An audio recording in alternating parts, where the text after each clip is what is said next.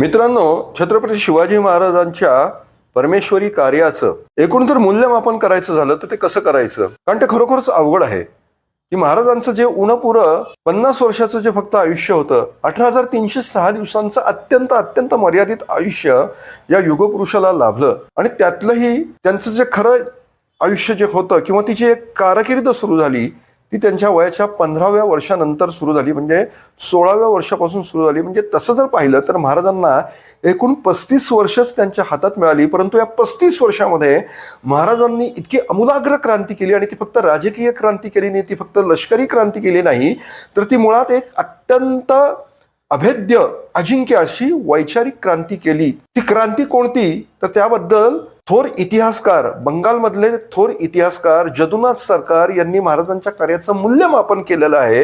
आणि त्यांनी असं म्हटलेलं आहे की शिवाजी महाराजांनी जे काही कार्य केलं त्याचं सार काय नेमकं, तर या भूमीचे आपण स्वामी असून, आपण इथले भूमिपुत्र असून, ही भूमी आपली आहे, म्हणजेच हे राष्ट्र आपलं आहे, आणि या राष्ट्रामध्ये आपण आपलं राज्य स्थापन करू शकतो आणि राज्य करू शकतो, आपण सत्ताधीश होऊ शकतो. हा आत्मविश्वास छत्रपती शिवाजी महाराजांनी या मराठ्यांच्या मनामध्ये जागृत केला.